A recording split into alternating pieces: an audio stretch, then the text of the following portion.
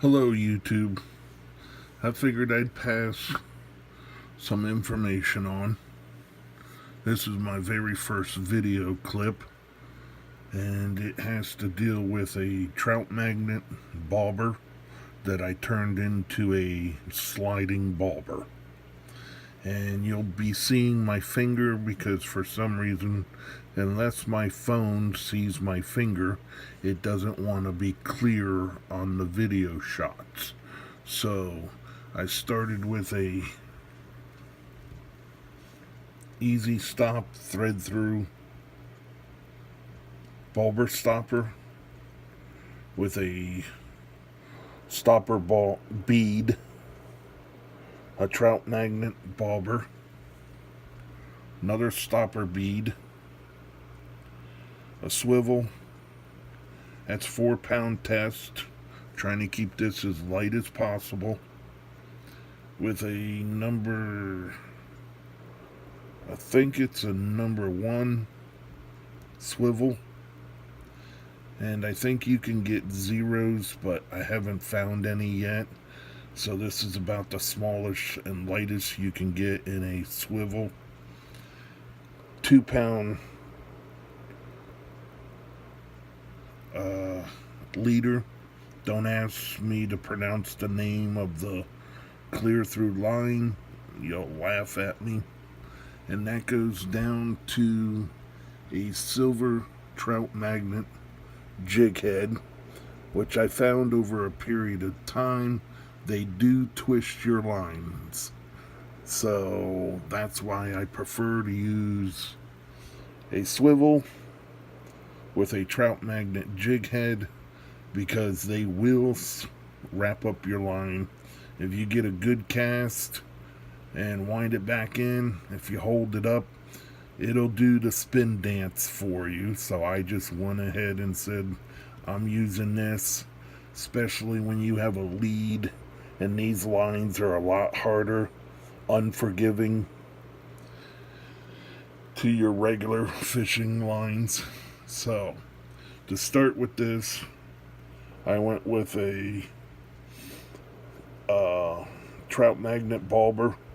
I noticed there's a hole through the black peg that goes through the center of it that holds your line. I figured, well, let's put some glue, put the black peg back through. Checked it, it was secure. I put the line through it. Went ahead and just roughly tied a knot. The bobber stopped at the knot. I took the jig head, hooked it up to this, and made sure that the jig head would pull the bobber upright in the water. So that worked out perfectly. So I came back, and then I started with my thread through easy stop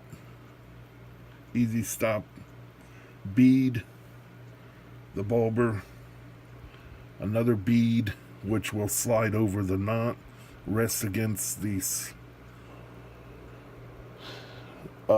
spinner, protecting the knot from the bobber from nicking it. And the rest of the rig, as you can tell, followed down to a 2-pound lead line to the jig head. And so far it stops.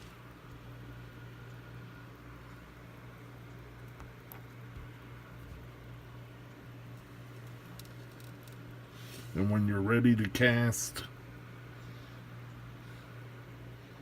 you got about 15 inches of line hanging out. And if you want more,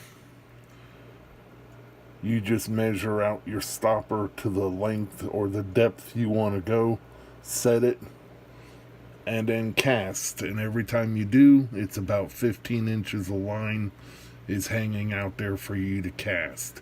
And to keep this lightweight between the jig head, the swivel, the beads, the bobber, adding a little more weight to it.